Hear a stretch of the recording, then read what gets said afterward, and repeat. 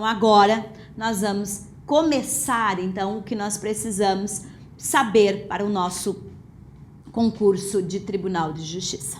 Então a primeira pergunta que eu faço para o aluno, né, é: para onde tu estás fazendo o concurso? Tu estás fazendo o concurso para o Poder Judiciário do Estado do Rio Grande do Sul.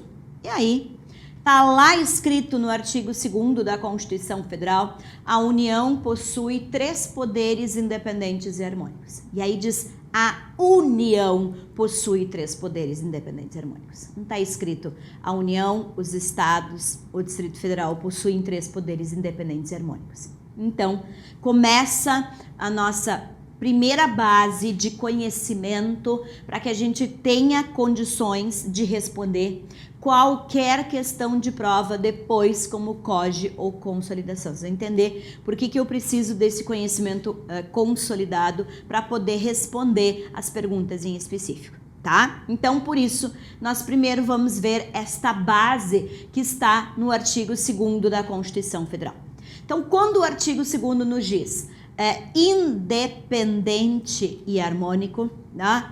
Existe um porquê e existe toda uma regra em termos de organização por trás destas duas expressões. Quando fala na expressão independente, está dizendo o quê?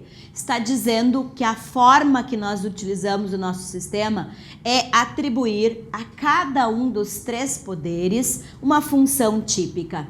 Então, o executivo tem função típica, o legislativo tem função típica, o judiciário tem função típica.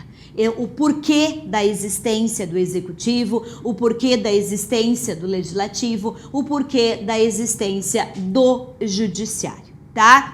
Isso é a palavrinha independente. A pergunta então é: por que da existência do Poder Judiciário? Qual é a missão? Qual é a função? O porquê que existe um Poder Judiciário dentro da organização de um texto, de uma Constituição, de um país na prática? É porque nós não podemos fazer justiça com as próprias mãos. Eu não posso ir lá pegar pela goela, né, o parente que eu emprestei dinheiro e não está me devolvendo, né? Também não posso amarrar ele lá na praça pública e ficar berrando para todo mundo ou lá chicoteando, né, em função de que ele não me pagou. Então não é possível isso, porque nós temos exatamente o monopólio da jurisdição atribuído a quem? Ao Poder Judiciário. Então, esta é a função típica do Poder Judiciário, tá? Então, isso é porque da existência do Poder Judiciário. Então, essa atribuição, ela não é uma atribuição de executivo ou legislativo de forma típica. Ela é feita pelo executivo, pelo legislativo, mas de forma atípica, somente para a sua organização. Então, por exemplo, se tu faz um concurso lá para o executivo, quem vai julgar se tu fez ou não ou cometeu uma irregularidade enquanto servidor público vai ser o próprio executivo. Então, ele vai estar julgando, monopolizando, mas somente para a sua estrutura e não para a sociedade, né? Então, essa é a expressão que o artigo 2º utiliza quando utiliza a expressão harmônico. A palavrinha harmônica é exatamente a função atípica de cada poder. É quando o executivo está fazendo as vezes do legislativo, do judiciário, é quando o legislativo está fazendo as vezes do judiciário e do executivo e, consequentemente, estamos fazendo concurso para o judiciário, é quando o judiciário está fazendo as vezes do executivo e do legislativo. Então, isso nos mostra que o judiciário, ele se auto-administra e que o judiciário cria seus próprios regulamentos, né? Então, na prática, lá no nosso COGE, na nossa consolidação, ou seja, na nossa organização lá, nós vamos ter o quê? tanto a atribuição de julgar, que é o monopólio da jurisdição, como nós vamos ter esta função de administração, esta função de criação de regulamentos. E é isso que nós vamos encontrar, então, na prática, em termos de legislação local, tá? Então, por isso que nós precisamos ter bastante clareza pela base constitucional para aplicação prática. Seguindo, então, nós temos aqui a nossa organização de poder judiciário, onde vocês, então, estudam lá por força do artigo 92 da Constituição Federal, quais são os órgãos do poder judiciário. E aí não é só lá no artigo 92 da Constituição Federal que vocês têm os órgãos, né? Vocês têm combinado com o artigo 106, com o artigo 111, com o artigo 118, com o artigo 122, com o artigo 98 e com o artigo 5º, inciso 38 da Constituição. Juntando todos esses artigos é que vai, então, mostrar como funciona esta organização do Poder Judiciário. Então, por exemplo, o 118 vai nos mostrar a organização da Justiça Eleitoral. Então, combina 92 com o 118 e lá no 118 é que vai ter a Junta Eleitoral, que não está no 92. Combinando o 92 com 111, vocês vão ter a Justiça do Trabalho. Combinando o 106, o artigo 5º, inciso 38 e o 98 da Constituição Federal, vocês vão ter a Justiça Federal. Combinando o inciso 38 do artigo 5º, o 98, o 92 e o 125, vocês vão ter a organização da Justiça Estadual. E lá no 122, vocês vão ter a organização da Justiça Militar. Tá? Então, né, tá aqui a nossa organização de poder judiciário. Essa organização aqui nos mostra, então, que o judiciário, ele é nacional, né? Por quê? Porque eu tenho aqui os órgãos da Justiça Estadual, mas que estão dentro de uma organização que é um todo. Então, nós temos, exatamente por força da função típica do artigo 2º da Constituição Federal, o judiciário, ele é nacional. Então, nós temos um judiciário nacional.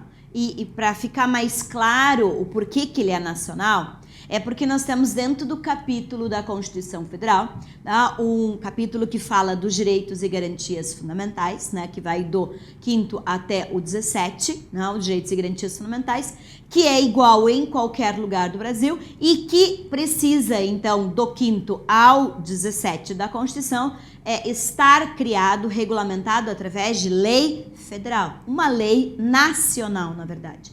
Não é uma lei que se aplica só para a União, é uma lei que se aplica igualmente para todos em qualquer lugar do Brasil. Então, tanto faz se eu moro em Porto Alegre, em São Paulo, no Rio, em Boa Vista, em Vitória, tanto faz. A lei com o direito que vai me ser aplicada é a mesma. E é por isso que o juiz, tanto faz se ele for no Rio, em São Paulo, em Boa Vista, em Minas, no Rio Grande do Sul, Santa Catarina, Paraná, tanto faz, aonde ele está julgando, ele vai aplicar a mesma lei àquela situação prática que aquela pessoa lá está passando. Então, é por isso que o judiciário, ele é nacional, certo? Continuando, então. Esse judiciário, por ser nacional, o critério, então, que a Constituição utiliza para explicá-lo, ou seja, para fazer a organização dele, vai nos dar a diferença de justiça especializada e justiça comum. Então, a justiça especializada é a justiça que fica com um tipo de conteúdo, uma matéria em específico, como, por exemplo, a justiça eleitoral, que só trabalha com regras eleitorais, a justiça do trabalho, que só trabalha com relações de trabalho, e a justiça militar, que só faz o julgamento de crimes militares. Tá? Então, estas são as justiças especializadas no Brasil. Já a Justiça Federal e a Justiça Estadual são, então, as justiças comuns no Brasil. E por que justiça comum? Porque aí fica com todo o restante em termos de conteúdo. Tanto faz se ele é civil, previdenciário, administrativo, criminal, né? Todas as áreas. Só que o artigo 109 da Constituição Federal, ele vai nos dar quando que a competência comum é da Justiça Federal. E lá nós vamos ver que sempre vai ser da Justiça Federal a competência quando uma das partes, a relação ali for união. Então, quando não for uma das partes união, tá? Nós estamos falando da justiça estadual, que também é uma justiça comum, mas aí ela passa a ser uma justiça comum residual. Por que residual? Porque o nosso modelo de organização de Estado federado, que é lá do 18 ao 36, ele estabelece o Estado sempre, né, de forma residual. Então tem a União, o município e o que não cabe a esses dois vai caber ao Estado. Essa mesma lógica de organização é que a gente utiliza para o Poder Judiciário. Por isso que também nós chamamos o Poder Judiciário estadual como uma justiça comum residual. Combinado? Depois nós temos aqui no topo o Supremo Tribunal Federal, né? A nossa Corte Constitucional, o nosso órgão que é o guardião da Constituição Federal. E nós temos o Tribunal Administrativo, que é quem? O CNJ. Então o CNJ, ele não fica com o monopólio da jurisdição. O CNJ, ele veio para fazer o controle da autonomia atípica do Poder Judiciário. Ele faz o controle da autonomia administrativa, financeira e funcional do Poder Judiciário. Exatamente, então, adentrando no controle das funções atípicas. Por isso que ele não é considerado um órgão jurisdicional. Ele não detém o monopólio da jurisdição. Correto? Então, essa é a regra que nós temos de organização do nosso modelo de poder judiciário atrelado no critério de organização em termos de conteúdos, em termos de matéria. Aqui nós passamos a ter agora o mesmo judiciário, a mesma organização, né, os mesmos órgãos, só que agora estes órgãos do Poder Judiciário, eles estão como? Eles estão organizados com base na função atípica. Por que na função atípica? Porque na função atípica eu tenho parte dos órgãos do Poder Judiciário mantido pela União e parte dos órgãos do Poder Judiciário mantido pelos estados. Tá? Então vejam, quem é mantido pela União? Justiça Eleitoral, Justiça do Trabalho, Justiça Federal, STF, CNJ... é Justiça Militar da União, que é o artigo 122. Então, cuidado. Neste organograma, aqui estava em verde, porque esta justiça é uma justiça especializada. Neste organograma, estes órgãos estão em marrom e estes estão em amarelo. Porque esta justiça aqui, que é especializada em crimes militares, é mantida pela União, e esta justiça militar que julga crimes militares é mantida pelos estados, por força do artigo 125, parágrafo 3º e parágrafo 4º da Constituição. Porque lá diz que quando o Estado tiver mais de 20 mil integrantes da Polícia Militar, ele pode, então, criar o seu Tribunal de Justiça Militar mantido pelo Estado. E aí nós temos Rio Grande do Sul, Minas e São Paulo, que tem, então, esses três estados, tem esse Tribunal de Justiça Militar. Todos os outros estados não têm essa estrutura, só tem essa organização de primeiro grau voltada para o Tribunal de Justiça. Então, né, temos essa diferença exatamente porque estamos falando de autonomia. O Estado faz parte do modelo de Estado federado, tem as suas autonomias, portanto, quando a gente estuda judiciária, a gente vai ter que fazer uma junção daquilo que é organização nacional do Poder Judiciário e aquilo que se volta para o Estado, onde o Estado é dotado de autonomia. Ok? Então, entendido aqui essa primeira parte, como que o judiciário, então, está organizado? Tá, prof, por que é que tu explicou isso? Porque agora, lá no COGE e na consolidação, nós vamos ter tanto as funções típicas quanto as funções atípicas. Então, eu vou precisar saber identificar quando que o artigo está falando de uma ou quando o artigo está falando de outra, porque o regramento é diferente. Continuando.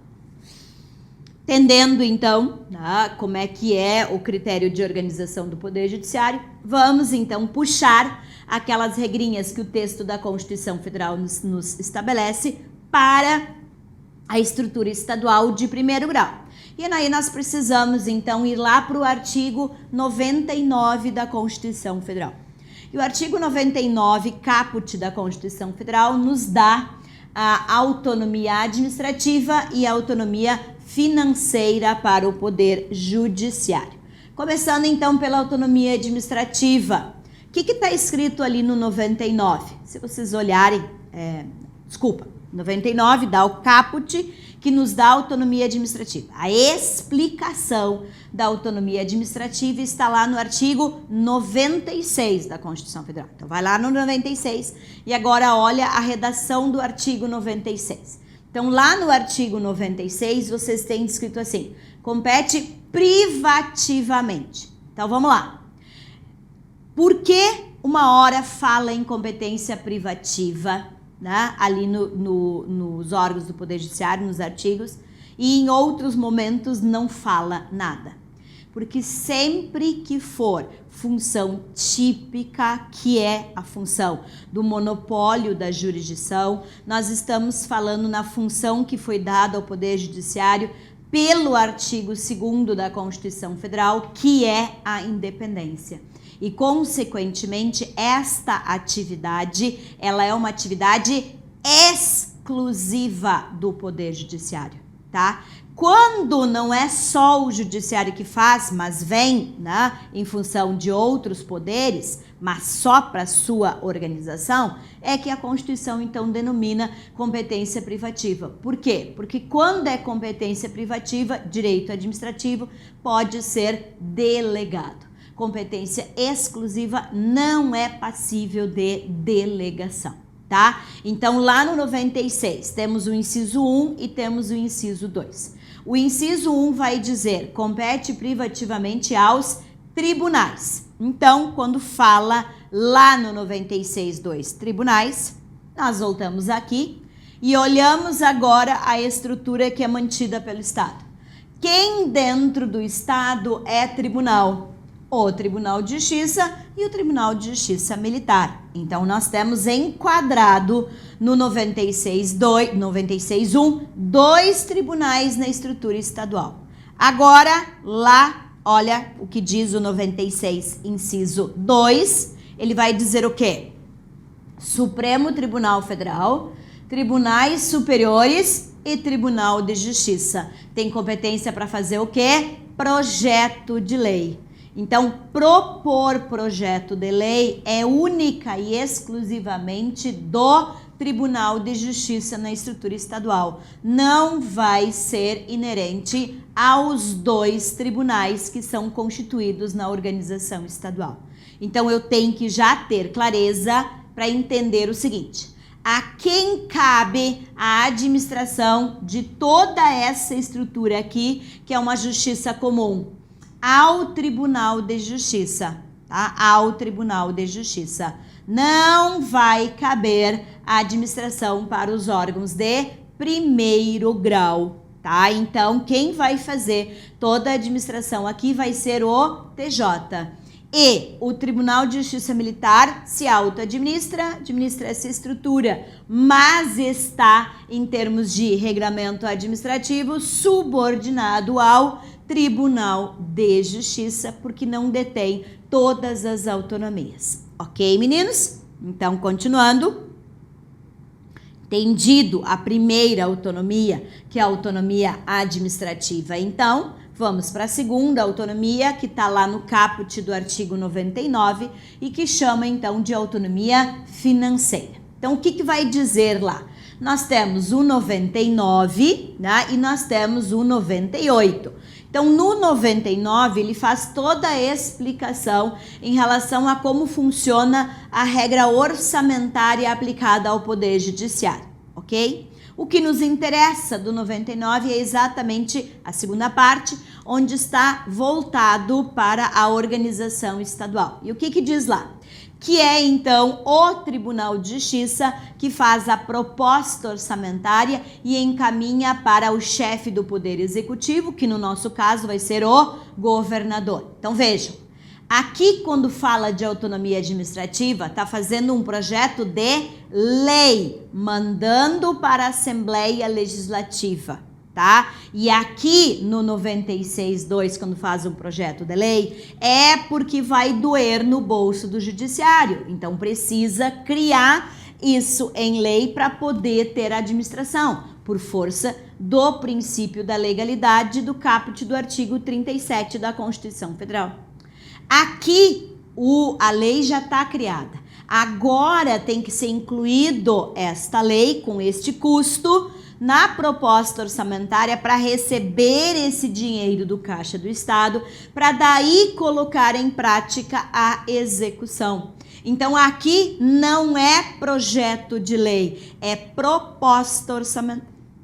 Outra coisa, a proposta orçamentária ela é feita de um ano para o outro. Então, por exemplo, setembro, o Tribunal de Justiça manda a proposta orçamentária do Poder Judiciário, significa tudo aquilo que ele vai precisar para se manter em termos de exercício financeiro no ano seguinte, de 1º de janeiro a 31 de dezembro. Correto? Então, ele faz essa proposta orçamentária, colocando ali todo o seu custo de manutenção, manda para o governador junta a proposta orçamentária do Tribunal de Justiça, Judiciário Gaúcho, com todos os demais, Ministério Público, Defensoria Pública, Tribunal de Contas, Assembleia Legislativa, né, todas as instituições que têm a competência para a elaboração da sua proposta orçamentária, pega o que vai ter de projeção de receita para o ano e aí em cima disso faz o quê? O projeto de lei orçamentária. Então, a quem cabe fazer o projeto de lei orçamentária não é ao Tribunal de Justiça, é ao governador. Então, o projeto de lei orçamentária é uma competência exclusiva do governador e não do Poder Judiciário. O governador faz esse projeto de lei orçamentária, manda para a Assembleia Legislativa discuta, vota e aí aprova esta que agora virou o quê? A lei orçamentária. E esta lei orçamentária vai ser então cumprida. Então, mensalmente, a Receita Estadual vai encaminhar ao Poder Judiciário o valor que o Judiciário precisa, conforme a aprovação que está lá na lei orçamentária. E é dessa maneira que o Judiciário então faz o quê? A sua auto-administração. É com esse dinheiro que o Judiciário vai pagar os vencimentos de vocês, oficiais de justiça. É com esse valor que vai ser pago o subsídio do juiz. É com esse valor que vai ser mantida lá a estrutura, né, do Poder Judiciário. Ok? Pois bem, só que nós não temos só autonomia orçamentária para o Judiciário. Lá também está escrito no caput do 99 autonomia financeira. Então não é só a elaboração da proposta orçamentária. Por que não? Porque lá no 98 diz o quê? Custas e emolumentos, olha a palavrinha, exclusivos às atividades específicas da Justiça. Então o que significa isso? Judiciário não é gratuito. Para que possamos acessar, buscar a tutela do judiciário, nós precisamos, então, pagar, né? O judiciário não presta um serviço gratuito, tá? E esse valor que se paga, então, para ter acesso ao Poder Judiciário, para ter a possibilidade de ter o monopólio da jurisdição, esse valor é que se chama custas e emolumentos. E por isso ele vai diretamente para o caixa do Poder Judiciário e esse valor ele só pode ser utilizado, então, para este processo, ou seja, para as atividades exclusivas em relação à justiça. Então é desse valor que vai sair as despesas de condução de vocês, oficiais de justiça. É desse valor que sai lá o perito, o conciliador, o juiz leigo, o mediador, ou seja, todos aqueles, né, que trabalham inerente ao trabalho da justiça. O dinheiro é que sai destas custas deste emolumento. Então, por isso que separa, gente. A parte orçamentária, ela é fiscalizada, ela é controlada, porque ela vem de recursos estaduais, nós pagamos para o imposto do Estado. Então, a questão orçamentária, ela é fiscalizada pelo Tribunal de Contas do Estado, TCE. Então, a parte do dinheiro que veio do Estado, se ele foi ou não foi aplicado corretamente, foi feita a destinação conforme aprovado na legislação, este controle é um controle do Tribunal de Contas do Estado. Já a autonomia financeira, que é então esse valor que o judiciário utiliza, né, para a destinação exclusiva dos serviços afetos às regras judiciais, esse valor é controlado pelo CNJ. Né, este valor que é controlado pelo CNJ. Por isso que lá no 103B da Constituição Federal diz que o CNJ, então, faz o quê? O controle da autonomia administrativa, financeira e funcional do Poder Judiciário. Compreendido? Então, vejam nós lá como oficiais de justiça dentro do COJ. Vencimento vem de uma regra, despesas de condução vem de outra regra. Por isso que nós vamos ter regramentos que a gente vai precisar, né, entender aqui para aplicar lá na nossa organização local, tá? Terceira autonomia. Aí o aluno diz assim, prof, lá no caput do 99 não diz autonomia funcional. Não, não diz. E por que não vai dizer lá no 99? Porque a autonomia funcional está lá do artigo 2º da Constituição Federal. Ou seja, é lá que está escrito, né, que o judiciário ele é harmônico. Então, né, o que significa aqui essa autonomia funcional?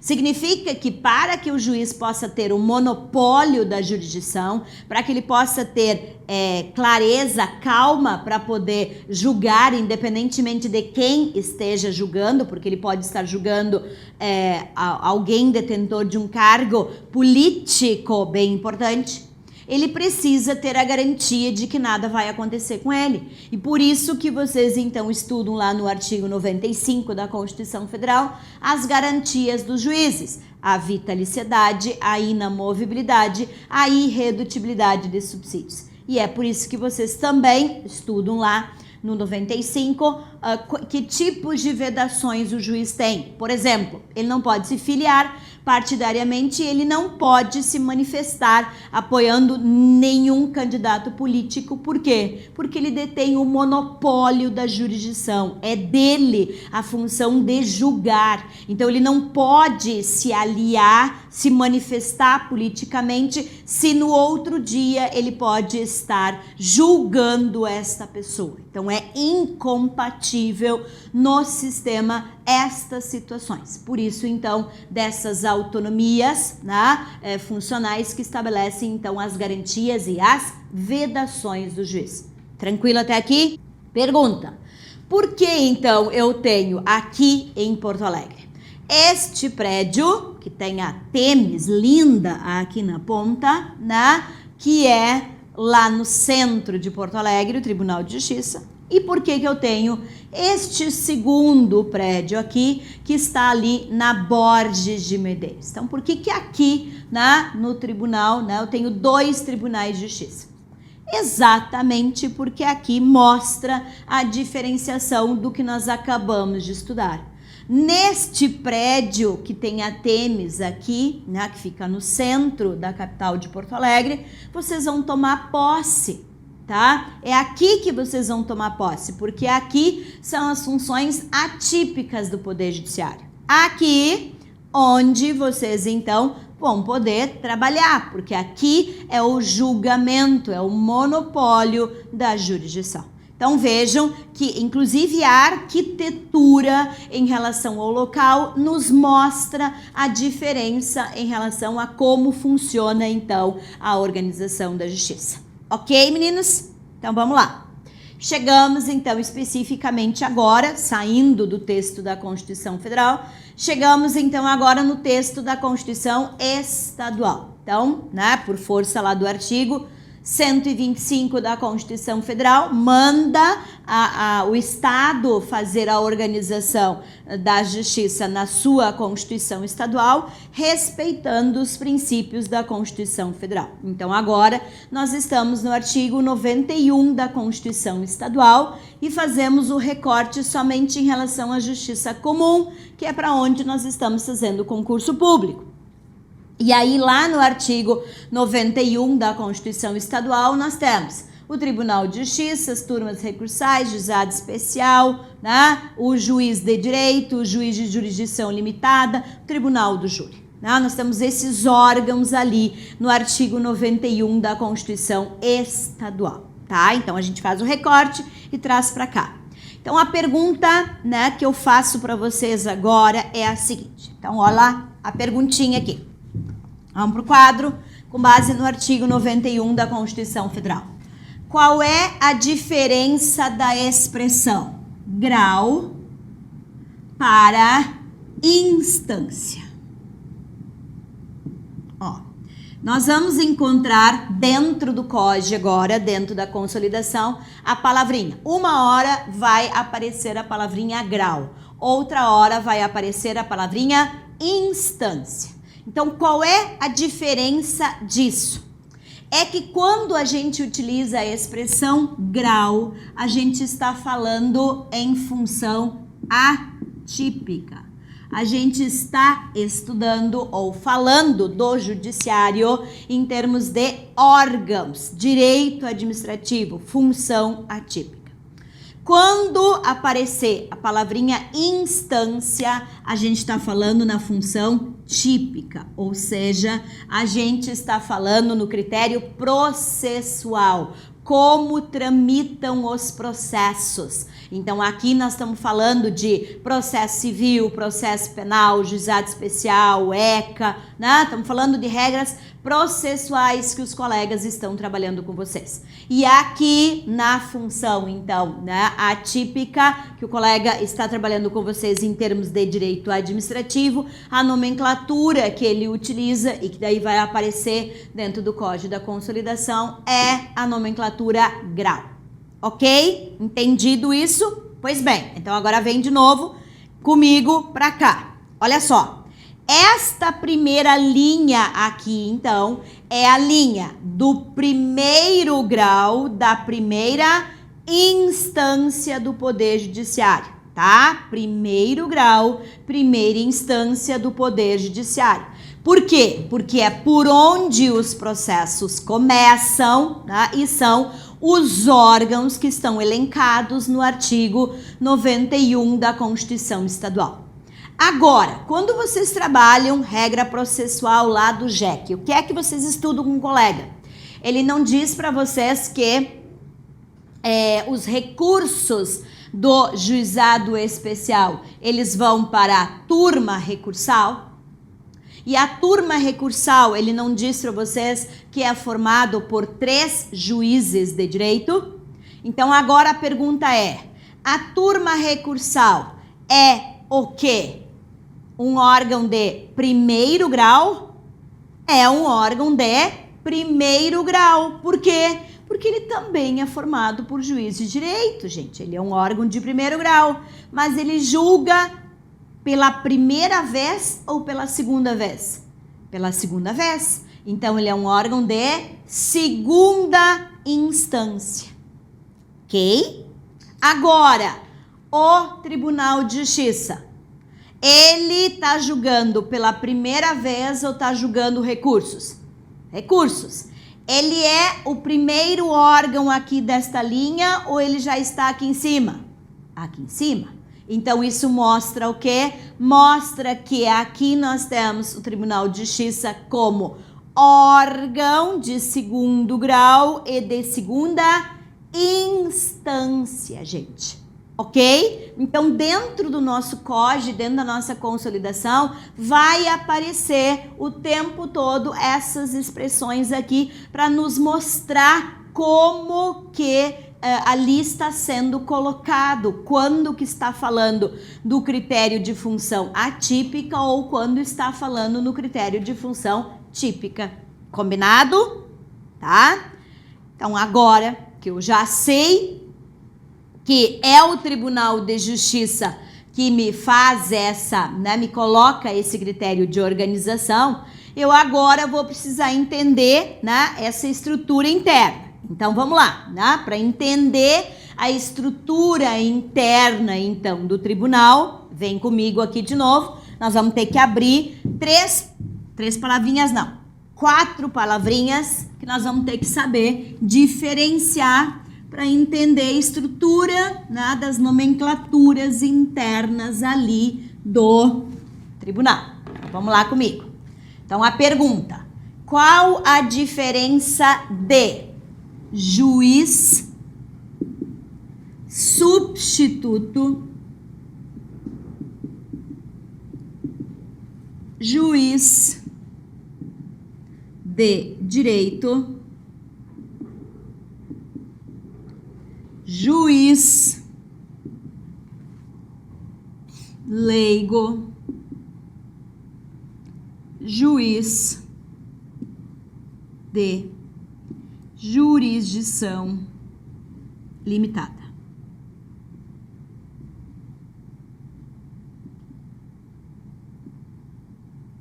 Tá? Então, olhem lá.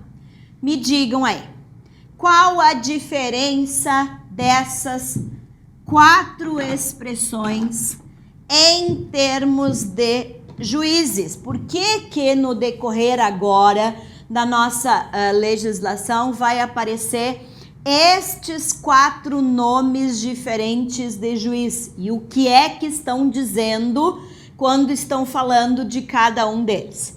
Bom, então vamos começar lá pelo juiz substituto. Quando vocês estudam o artigo 93 da Constituição Federal, lá vocês então estudam as regras de ingresso para o concurso público de juiz. E lá está escrito que para ser juiz eu preciso então ser quem? Eu preciso... esqueci mais uma palavra, depois eu coloco. Eu preciso ser quem? Eu preciso ter curso de bacharel em direito, significa preciso ter feito o curso de direito, não preciso ter passado na prova da OAB, não é isso que eu preciso, tá? Mas eu preciso ter feito o curso bacharel em direito.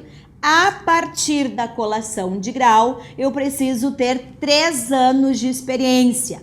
E aí temos uma resolução do CNJ que nos diz quais são as experiências que são aceitas para estes 3 anos em termos de necessidade para poder fazer o concurso público. Então, não é só advocacia, também é, mas não é só. Tá, eu tenho curso de direito, eu tenho os 3 anos de experiência, eu fiz a prova, né, eu passei em todas as fases, eu então sou nomeada, empossada, entro em efetivo exercício, correto? Agora eu vou para o artigo 95 da Constituição Federal, porque agora lá no 95 da Constituição vai nos dizer o quê? Vai nos dizer que agora o juiz então vai passar por um período de experiência para adquirir a vitaliciedade. E que esse período, então, ele é um período de 2 anos. E, né, agora eu já consigo ter um pouquinho melhor de noção. Do quê? Quando o juiz é nomeado, empossado, entra em efetivo exercício, ele não assume a titularidade de um órgão, de uma vara logo em seguida. Né? Ele vai passar esse período de experiência sendo o auxiliar, ou seja, ele vai estar também como juiz, mas ele não vai ser o titular daquela localidade. E é por isso que nesse período ele é chamado de juiz substituto e não de juiz de direito. Então, Essa é a figura do juiz substituto. Ah, prof, então entendi. Então o juiz substituto é só aquele que está no estágio probatório. Não, eu não disse que era só. Eu disse que um dos exemplos é exatamente esse que a Constituição nos estabelece. Vou dar outro exemplo. Eu sou juíza há 15 anos, tá? E aí eu sou convidada pelo Tribunal de Justiça, né, o presidente do Tribunal de Justiça que foi eleito, para ser juíza corregedora. Então, eu convidada para ser juíza corregedora, o que acontece? Eu me afasto da minha organização, da minha vara, que eu estou lotada, que eu sou titular da segunda vara do Tribunal do Júri, né? Então me afasto e assumo como juíza corregedora. Obviamente que não vai poder ficar, por exemplo, os 4 anos que eu vou ficar como juíza corregedora, não vai poder ficar sem ninguém lá na vara do Tribunal do Júri. Então, obviamente, um colega vai assumir ali a vara do Tribunal do Júri, tá? E eu estou trabalhando como juíza corregedora. 4 anos depois, acaba lá o meu período, né, de permanência como juíza corregedora, e aí eu volto, sou reconduzida, para as minhas atribuições de juíza julgadora. Só que eu não tenho vara para voltar, porque não tem nenhuma vara que esteja desocupada naquele momento. Então eu volto para as atribuições de juíza, mas não como juíza de direito, e sim como juíza substituta, porque eu estou auxiliando vários, mas eu não sou titular de um local em específico. Entenderam, gente? Então o juiz substituto, ele só detém a função típica. Ele não é um órgão do Poder Judiciário. Já o juiz de direito, ele é quem está ocupando um órgão, uma vaga de órgão da estrutura do Poder Judiciário. E como órgão, ele está tanto fazendo a função típica, como está fazendo a função atípica do Poder Judiciário. Deu para entender a diferença? E é isso, gente, que vai, então, nos dar, né, uma outra palavrinha que aparece, que é, então, o juiz togado. Porque o juiz togado, que é o juiz de toga, que é o juiz de capota preta, né? É o juiz, então, que é o juiz concursado. E o juiz concursado é tanto o juiz substituto como o juiz de direito. Ok? Então, estes são os juízes concursados. Então, já dá para ver que o juiz leigo não é um juiz concursado. O juiz leigo está lá no artigo 98 da Constituição Federal. E lá o artigo 98 da Constituição Federal nos diz o quê? Nos diz que o juizado especial, ele é constituído ou só por juízes togados ou por juízes togados e leigos. Então, eu posso ter a composição do juizado especial só por estes juízes, ou eu posso ter a constituição do juizado especial por estes juízes combinado com estes. Isto é uma autonomia de administração. O Rio Grande do Sul cumula os dois. Então, o Rio Grande do Sul tem tanto o juiz togado como tem o juiz leigo. Quem é, então, este juiz leigo? O juiz leigo não detém o monopólio da jurisdição. O juiz leigo é auxiliar do juiz togado. O que faz o juiz leigo? O juiz leigo, ele faz a instrução do processo. Ele tanto pode conciliar como instruir, fazer as audiências de instrução. Ao final da instrução, ele faz um relatório para o juiz togado, né, no formato, inclusive, de sentença, né, para facilitar a vida do juiz. E se o juiz togado concordar com aquele relatório, né, do juiz leigo, ele homologa aquele relatório transformando em sentença. Mas isso só foi possível porque passou pelas mãos do juiz togado, que transformou então isso numa decisão, numa sentença, porque o monopólio da jurisdição, ele é exclusivo do juiz togado. tá? Então esse juiz leigo, ele não detém cargo, ele só detém função, não cargo, função. O que significa isso? Ele faz prova de seleção, mas ele não faz concurso público. Ele não recebe subsídios, ele recebe por produtividade, ele recebe por processo que ele instrui. Então ele tem um limite de processos por mês. Ele não tem vitaliciedade, nunca vai adquirir, porque ele é temporário na organização. Este é o juiz leigo, ok? E quem é, então, o juiz togado de jurisdição limitada? Esse juiz, nós temos que começar pelo texto da Constituição para entender. Antes da existência do JEC, então antes da Constituição criar o JEC, existia o pretor. Então o nome, né, do órgão que a Constituição Federal estabelecia era o pretor. E o pretor, então, ele tinha a competência para julgar até 60 salários mínimos, ou seja, ele tinha limites, ele não podia julgar tudo, tá? Então ele ia, né, o seu limite era até 60 salários mínimos. Pois bem, esse órgão, que era o pretor, então foi extinto pelo texto da Constituição Federal e ele foi, pela Constituição, criado, então, o juizado especial. Só que em termos de direito administrativo, a gente tem que entender que quando tu extingue um órgão pelo texto da Constituição, tu não pode matar a pessoa que está ocupando este órgão. Porque a pessoa que ocupa esta vaga, ela tem o direito adquirido de permanência até a sua aposentadoria ou até o seu falecimento, ou seja, até a sua vacância, né, do cargo, tá? Então, trazendo para dentro da Constituição Estadual, o que o Estado fez, então, para que na prática pudesse se manter as pessoas que ocupam, então, esta vaga de pretores. Utilizou, ao invés de continuar utilizando a expressão pretor, que foi extinta e não podia, transformou, então, este pretor neste nome, que é o juiz togado de jurisdição limitada, né? Então, por isso, este juiz aqui de jurisdição limitada também, ele era, então, antes, um juiz togado. Um juiz togado. Então, ele não existe mais hoje, ele só permanece dentro do Código da Consolidação, porque nós ainda temos alguns que não se aposentaram, né? Então por isso permanece.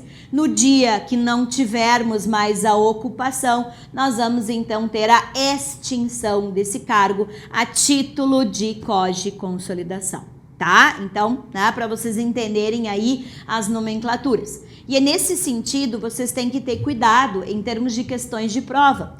Porque, por exemplo, se vocês tiverem uma questão de Constituição Federal, eu não posso ter como resposta de órgão Constituição Federal nem o pretor e nem o juiz togado de jurisdição limitada. Se eu estiver diante de uma questão de prova Constituição Estadual, aí sim eu vou ter o juiz de jurisdição limitada.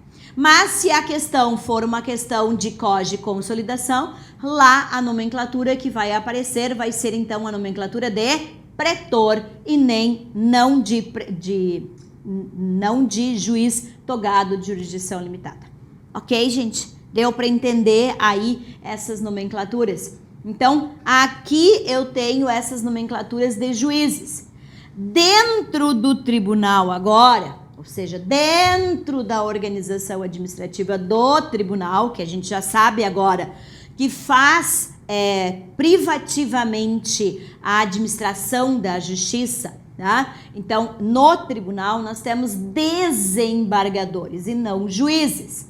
E esses desembargadores no Tribunal de Justiça, subdividido aí em órgãos menores, é que vão ter determinadas competências administrativas, gente. É isso que nós, então, agora precisamos entender, que dentro do tribunal eu vou ter órgãos que vão estar voltados para a administração de primeiro grau, né? Mesmo que não sejam órgãos de primeiro grau, eles têm influência na questão de administração do primeiro grau, porque pelo texto da Constituição é o Tribunal de Justiça que faz, então, a administração de primeiro grau, tá? Então, por isso, eu pelo menos preciso ter noção de como é que funciona essa organização interna, quem faz o que voltado para o primeiro grau. Então, vamos lá. Vamos começar, então, pelo pleno, tá? O texto da Constituição Federal, lá no 93, vai nos dizer assim: o tribunal que tiver mais de 25 integrantes na sua composição poderá criar órgão especial com função delegada do pleno. Então, o que significa isso? O que significa essa redação ali do 93 do texto da Constituição Federal trazido para a nossa organização estadual? O pleno, ele é sempre a totalidade de membros que nós tivermos dentro de uma estrutura de um tribunal, tá? Pleno é sempre a totalidade. Então, a totalidade de membros, que são os desembargadores, que nós temos aqui no Tribunal de Justiça do Rio Grande do Sul, são quantos? 170. Exemplo, Santa Catarina, temos 90 desembargadores. Roraima, temos 10. Então, cada estado tem o seu número de desembargadores, né, com base no critério de organização estadual. Agora, tem mais de 25, aí pode se subdividir, que é o que foi feito aqui no Rio Grande do Sul. Então, vocês estão vendo que aqui no Rio Grande do Sul tem pleno e tem especial. Então, o pleno são os 170 e o pleno fica somente com a função eletiva. Então, o pleno elege o presidente, os vices, o corregedor, a metade do órgão especial. Então, pleno elege, pleno função eletiva. As funções de julgamento, tanto de matérias administrativas como de matérias jurisdicionais, elas são de competência, então, do especial. E aí, como a Constituição diz, esse especial ele vai ser formado por, no mínimo, 11 e, no máximo, 25 desembargadores. Rio Grande do Sul tem 25 desembargadores no especial, ou seja, o máximo permitido pelo texto da Constituição. Estes 25 desembargadores, então, aqui do especial, né, do Tribunal de Justiça, é que vão fazer estas funções de julgamento. E o que nos interessa aqui? Tudo aquilo que é projeto de lei, ou é a proposta orçamentária, para sair de dentro do Poder Judiciário e ir para a Assembleia Legislativa ou para o governador, passa pelo crivo do especial. Então, tudo aquilo que é decisão administrativa, que vai sair de dentro desse tribunal e vai se relacionar com os demais poderes, passa pelo crivo do especial. É isso que nos interessa para a nossa prova aqui.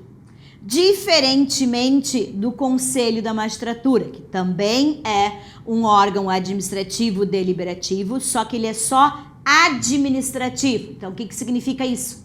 Que ele só vai decidir matérias administrativas, que ele não decide o monopólio da jurisdição, matérias jurisdicionais. Não, só matérias administrativas. Então, qual é a diferença da decisão administrativa do especial para o Conselho da Magistratura? É que o Conselho da Magistratura, ele fica com as decisões que dói no bolso do judiciário, mas que já tem dinheiro para doer. Por exemplo, já está dentro do orçamento, tem recursos financeiros para isso. Então, para decidir aonde aumenta e como aumenta estes custos dentro da organização do Poder Judiciário, Isso passa pelo crivo do Conselho da Magistratura, tá? Então, cuidado, gente. Sempre que lá na nossa estrutura de COG e consolidação nós tivermos uma competência que vai fazer com que aumente o custo do Poder Judiciário, nós vamos obrigatoriamente ter a passagem pelo Conselho da Magistratura. E a Corregedoria, ela então é um órgão voltado para o primeiro grau, ele é o órgão que faz o controle da autonomia, da função, né, do judiciário de primeiro grau. Por isso que tudo que é relatório, né, prestação de contas, tudo isso em termos de primeiro grau é mandado para quem? Para a Corregedoria. É a Corregedoria que faz este trabalho, né, em relação ao primeiro grau, tá?